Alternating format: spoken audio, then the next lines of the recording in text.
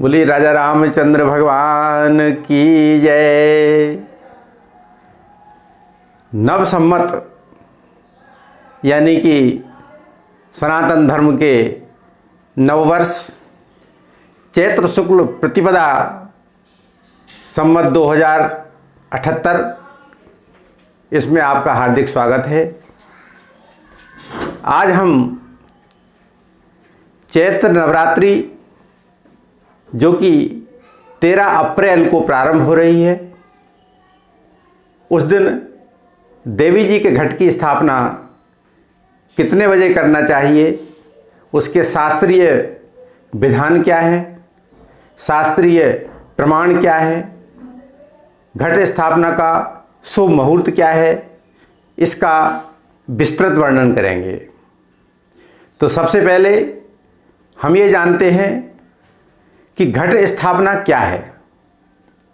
वास्तव में जो घट है या कलश है वह सभी देवताओं का आवाहित स्थान होता है। जैसे कि कलश के अंदर विभिन्न प्रकार के धातुएं डाली जाती हैं, कोई पंच धातु डालता है, कोई अष्ट धातु डालता है, स्वर्ण चांदी इत्यादि जो रत्न हैं वो डाले जाते हैं। इसके अलावा औषधियाँ डाली जाती हैं, इनको सर्वौषधि बोलते हैं। ये सर्वौषधि हमारे लिए किसी भी पूजा सामग्री के जो दुकान है उसमें मिल जाती है। इसके अलावा उसमें जो हम जल भरते हैं, उस जल में जितने भी हमारी भारत की पवित्र नदियां हैं उन नदियों को आवाहन करके उस जल को अभिमंत्रित किया जाता है और चारों वेदों को उसी कलश में आवाहन करके स्थापित किया जाता है और तीनों देव यानी ब्रह्मा, विष्णु और महेश, इनको भी हम कलश में स्थापित करते हैं। इस प्रकार से कलश या घट यह एक संपूर्ण देवताओं का निवास स्थान बन जाता है। इसीलिए कलश की जो स्थापना है उसके मुहूर्त का विशेष महत्व है। अब आइए जानते हैं कि कलश स्थापना कितने बजे करना चाहिए, इसके शास्त्रीय प्रमाण क्या हैं, हमारे पुराण क्या कहते हैं, उनका वर्णन करते हैं। सबसे पहले देवी पुराण में कहा गया है, ना दर्श कलया युक्ता प्रतिपद चंडी कार्चने उदय दुई मुहूर्तापि ग्राह्या सोदय कारणीति। यानी कि इसका अर्थ है ना दर्श कलया युक्ता, दर्श जो है अमावस्या को बोलते हैं, यानी कि जिस दिन चैत्र प्रतिपदा लगती है उसके एक दिन पहले अमावस्या होती है। तो यदि प्रतिपदा के समय यदि अमावस्या भी हो तो उस दिन प्रतिपदा के दिन हमारे लिए कलश स्थापन नहीं करना है। ऐसी स्थिति का उदाहरण लेते हैं। 12 अप्रैल को सूर्योदय के समय अमावस्या होगी और इसके बाद दोपहर में प्रथमा लग जाएगी। ठीक है, तो 12 अप्रैल को सोमवार के दिन प्रातः काल में अमावस्या है, इसके बाद में दोपहर में प्रथमा लग रही है। तो यहां पर अमावस्या युक्ता प्रथमा है। अमावस्या मतलब यहां जो लिखा है ना दर्श, दर्श कलया युक्ता। कला मतलब घड़ी, यानी कि जिस समय जो है अमावस्या और प्रथमा एक साथ हो, मेल हो, उस दिन जो है हमें कलश स्थापना नहीं करना है। इसलिए 12 अप्रैल को कलश स्थापना नहीं होगी, जबकि प्रथमा प्रारंभ दोपहर में हो जाएगी। लेकिन 13 अप्रैल को प्रातः काल में प्रथमा रहेगी, इसलिए 13 अप्रैल को ही हम कलश स्थापना करेंगे। अब आगे कहा है उदये द्विमुहूर्तापि ग्राह्या सोदय कारणीति, माने सूर्य के उदय काल में अगर 2 मुहूर्त भी प्रथमा हो तो जो हमारे लिए उदय कारिणी माने सूर्योदय कारिणी जो प्रतिपदा है उस दिन हमारे लिए कलश स्थापना करना चाहिए। तो 13 अप्रैल के दिन प्रातः सूर्योदय 6:05 पर है, उस समय प्रथमा तिथि है और जो कि दिन में 10:16 तक रहेगी। तो यानी सूर्योदय काल में प्रथमा तिथि 13 अप्रैल को है। तो ऐसी स्थिति में जो देवी पुराण का सूत्र है उस सूत्र के अनुसार उदय काल में प्रथमा 13 अप्रैल को होने से कलश स्थापना 13 अप्रैल को ही होगी। ये पहला नियम हुआ। अब इसी नियम के संबंध में अन्य पुराणों में भी लिखने को मिलता है। प्रतिपद सन्मुखी कार्या या भवेद परान्विकी, स्कंद पुराण। स्कंद पुराण का कहना यह है कि प्रतिपदा सन्मुखी कार्या। अब यहां पे सम्मुखी क्या है? सम्मुखी जिस समय सूर्यदेव पूर्व दिशा में रहते हैं यानी प्रातः काल में, उससे लेकर के दोपहर तक जब सूर्यदेव हमारे सिर के ऊपर आ जाते हैं तो उस समय सूर्य सम्मुख कहलाते हैं। और दोपहर के बाद जब सूर्यदेव पश्चिम दिशा में चले जाते हैं तो पश्चिम मतलब क्या होता है? पीछे। तो यहां पर तात्पर्य यही है कि हमारे लिए कलश स्थापना कब करना चाहिए? सूर्योदय से लेकर के और दोपहर के बीच में। यह हमारा स्कंद पुराण कहता है। इसके बाद तीसरा सूत्र क्या है? प्रातराह विद्येद प्रातरा बह्येद देवीम प्रातरेव प्रवेशयेत प्रातः प्रातश्च संपूज्य प्रातरेव विसर्जयेत। देवी पुराण। देवी पुराण में पुनः आदेश है कि देवी जी का जो आवाहन है वो प्रातः काल में होना चाहिए। प्रातः, यहां पर संधि विच्छेद है, प्रातः आवाहयेत माने प्रातः काल में ही देवी जी का आवाहन करना चाहिए। प्रातरेव प्रवेशयेत यानी कि कलश स्थापन जिस समय करते हैं तो आवाहन भी करते हैं और माता जी को बुलाते हैं तो घर में उनका प्रवेश भी होता है। तो वो यहां पर प्रातरेव प्रवेशयेत मतलब प्रातः काल में ही प्रवेश करना चाहिए, प्रवेश कराना चाहिए। प्रातः प्रातश्च संपूज्य, इसी प्रकार से प्रातः काल में ही देवी जी का पूजन करना चाहिए। और प्रातरेव विसर्जयेत यानी देवी जी का जो विसर्जन है, जैसे 9 दिन देवी जी विराजमान रहेंगी, इसका जो विसर्जन होगा वो भी हमेशा प्रातः काल में ही होना चाहिए। अभी हम देख रहे हैं कि देवी जी के चल समारोह चलते हैं, वो सायंकाल में प्रारंभ होते हैं और रात्रि काल में उनको तालाब में या कहीं शुद्ध स्थल में विसर्जन किया जाता है। ये शास्त्रोक्त विधान नहीं है। शास्त्रों में कहीं भी नहीं लिखा है कि रात्रि काल में विसर्जन करना चाहिए, बल्कि हमेशा ये कहा है कि प्रातः काल में ही आवाहन, प्रातः काल में ही पूजन और प्रातः काल में ही विसर्जन होना चाहिए। ये समाज को समझने की बहुत ज़्यादा आवश्यकता है, क्योंकि हमारा सनातन समाज है। इसमें यदि हम जो गलत नीतियाँ अपनाएंगे, गलत तरीके अपनाएंगे, तो हमारी जो नई जनरेशन है वो ये समझेगी कि देवी विसर्जन रात को ही होता है। वो आज से 20-25 साल बाद जब देखते देखते बच्चा बड़ा हो जाएगा, उस समय हम उनसे कहेंगे कि विसर्जन प्रातः काल में करना चाहिए, तो वो हमारी बात पर शंका करेगा। वो ये सोचेगा कि हमारे पुरखा, हमारे बुजुर्ग हमेशा रात्रि काल में विसर्जन करते आए हैं, ये पंडित जी क्या बोल रहे हैं। इसलिए गलत परंपरा न डालें। अगला सूत्र है भास्करोदयामारंभ यावततु 10 नाड़िका प्रातः काल इति प्रोक्ता स्थापना रोपणादिषु विष्णु धर्म नामक जो ग्रंथ है उसमें लिखा है भास्करो दयारंभ। भास्कर मतलब सूर्य, दयारंभ मतलब उदयारंभ, यानी सूर्य के उदयारंभ यानी सूर्योदय के समय पे, उस समय पे भी यदि यावत 10 नाड़िका यानी सूर्योदय से बाद लेकर के और 10 घड़ी तक भी यदि प्रथमा हो तो प्रातः काल इति प्रोक्ता स्थापना रोपणादिषु। इसलिए ऐसी स्थिति में भी प्रातः काल में ही हमारे लिए कलश स्थापन करना चाहिए।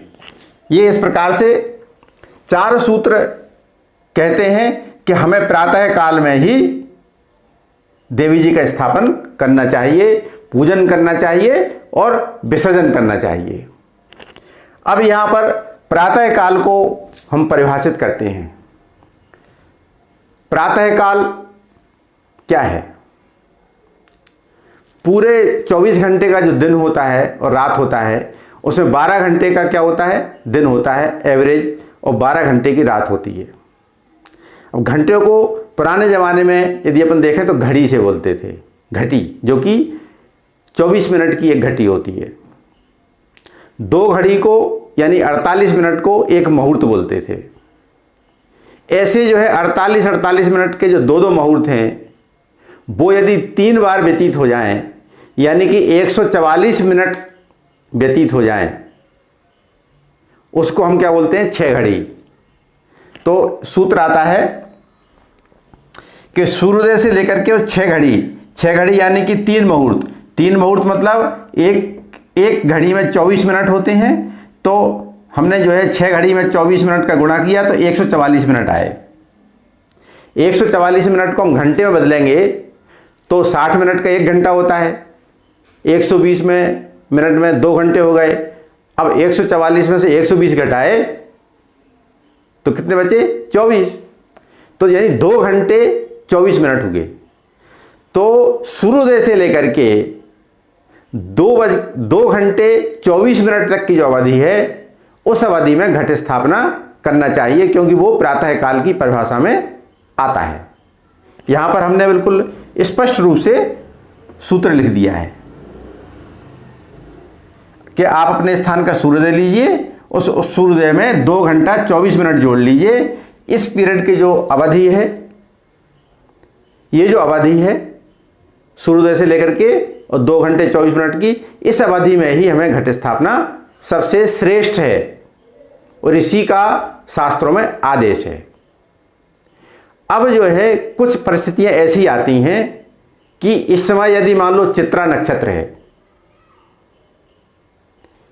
या वैधृति योग है या व्यतिपात खराब योग है, तो हमें क्या करना है?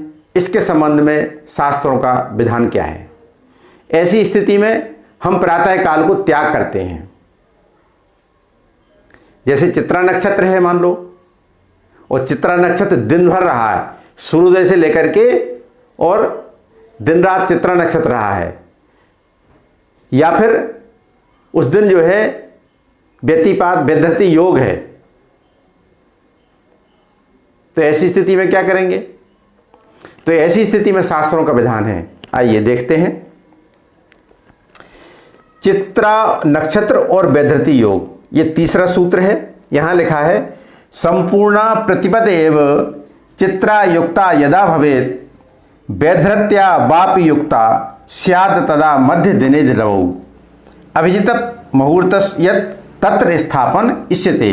रुद्रयामल ग्रंथ, रुद्रयामल ग्रंथ में कहा है कि यदि ऐसी स्थिति में चित्रा नक्षत्र हो प्रातः काल में और वैधृति योग हो, तो ऐसी स्थिति में प्रातः काल में हमारे लिए घट स्थापना नहीं करना है, बल्कि कब करना है?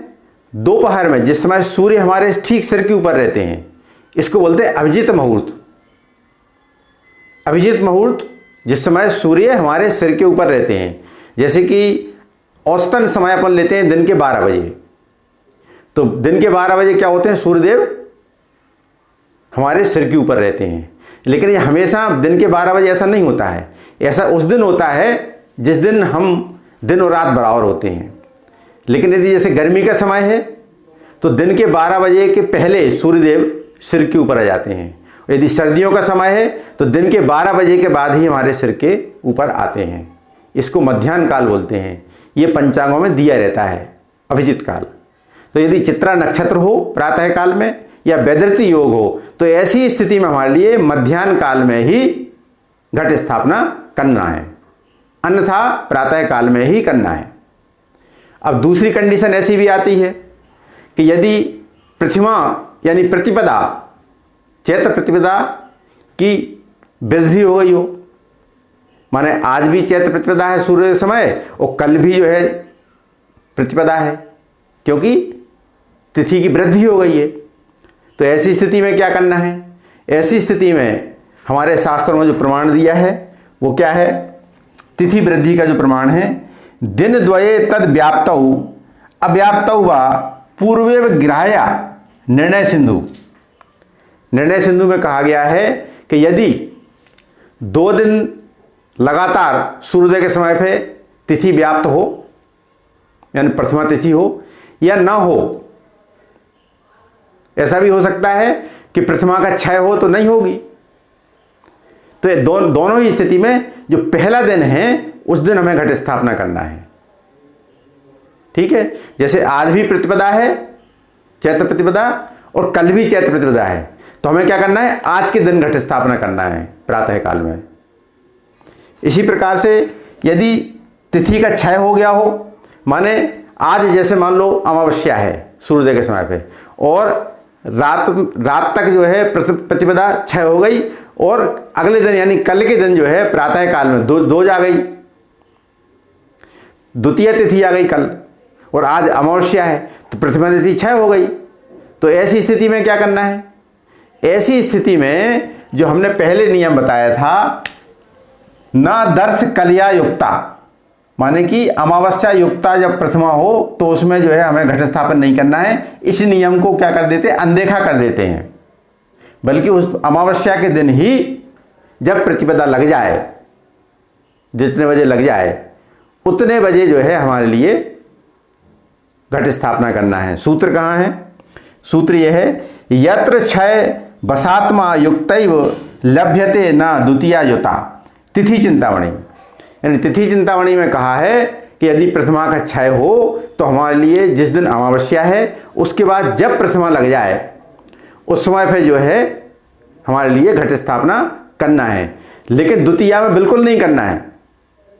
यहाँ द्वितीया का पुनः निषेध किया गया है, क्योंकि अभी जैसे उदाहरण बताया हमने कि मान लो आज अमावस्या है और कल दोज है, तो आप सोचें कि आज अमावस्या है तो आज तो हम करने ही नहीं है, क्यों?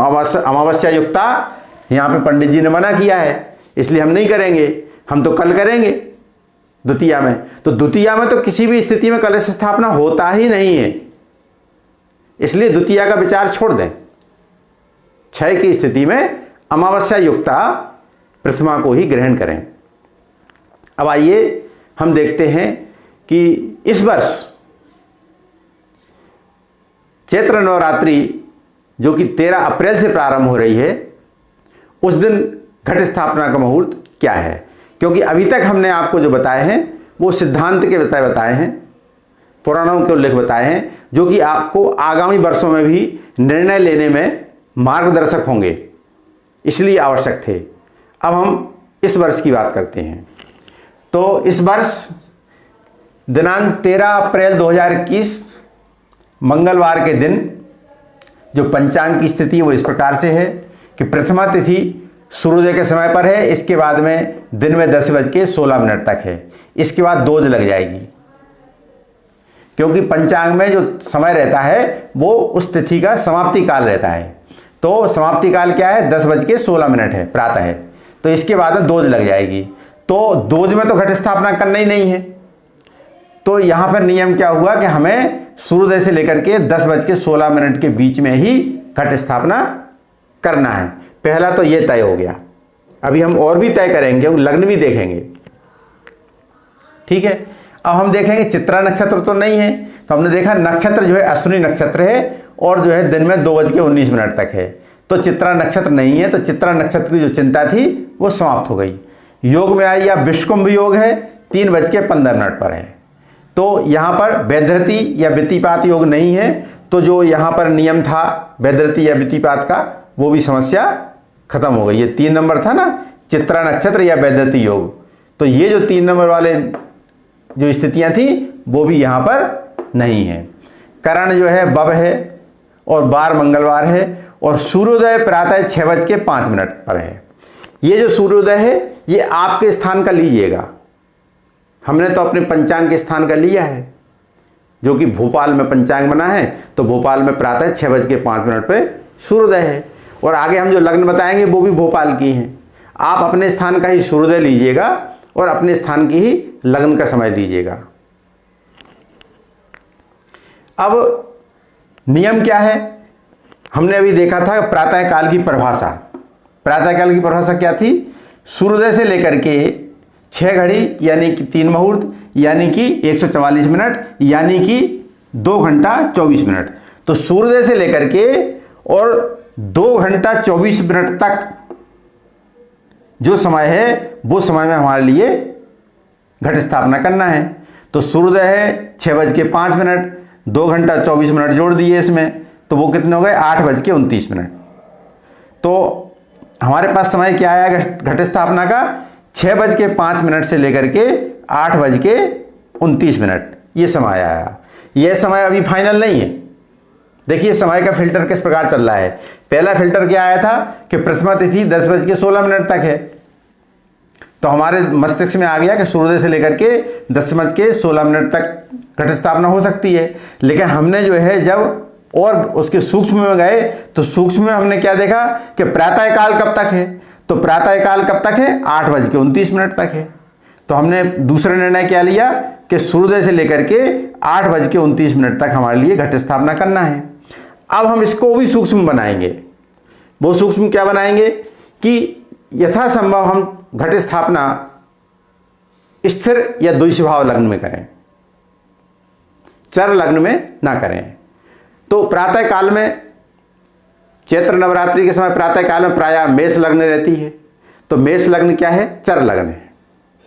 इसके बाद वृष लग्न है वो स्थिर लग्न है, और फिर मिथुन लग्न है वो द्विस्वभाव लग्न है। तो हमारे लिए स्थिर लग्न और द्विस्वभाव लग्न इनमें जो है घट स्थापना करना है। तो वृष लग्न या मिथुन लग्न में हम घट स्थापना करेंगे। अब हम ये देखेंगे कि ये 2 लग्नें हैं, ये लग्नें इस अवधि में मतलब 6:05 से लेकर के 8:29 में पड़ रही हैं नहीं पड़ रही हैं। तो हमने पंचांग देखा कि मेष लग्न प्रातः 6:08 से लेकर 7:48 तक है। तो चूंकि मेष लग्न हमें लेना नहीं है क्योंकि ये चर लग्न है, तो हमने क्या किया, इस लग्न को क्रॉस कर दिया क्योंकि मेष लग्न हमें लेना नहीं है। इसका पंचांग में देखा हमने कि वृष लग्न कितने बजे से है, 7:48 से लेकर के 9:46 तक है। अब हम देखिए 7:48 से 9:46, अब इस समय की अपन तुलना करेंगे तो यहाँ पर हमारे पास समय क्या है 6:05 से लेकर के 8:29 है, और जबकि ये 7:48 से 9:46 है। तो हमें इन दोनों का कॉमन लेना पड़ेगा। क्या आएगा कॉमन, कि हमें 8:29 के पहले पहले करना है, क्योंकि अगर हम 8:29 के आगे चले गए तो प्रातः काल समाप्त हो जाएगा, ठीक है। और 7:48 के बाद करना है, क्योंकि 7:48 के पहले चले गए तो मेष लग्न जाएगी, तो मेष लग्न नहीं चाहिए हमारा।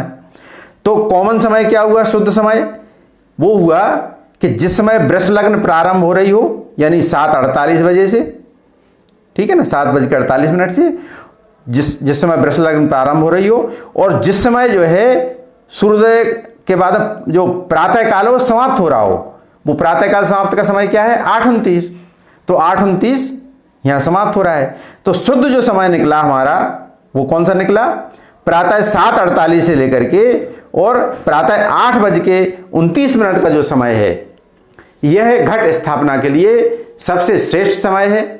वृषभ लग्न है और इस लग्न में हर प्रकार की शुभता है, सबके लिए मां देवी की कृपा जो प्राप्त होगी वो स्थिर प्राप्त होगी। यही हमारा उद्देश्य है कि हमारे लिए देवी स्थापना करें, उनका पूजन करें, तो हमारे लिए जो भी उसका पुण्य फल प्राप्त हो वो हमें स्थिरता दे।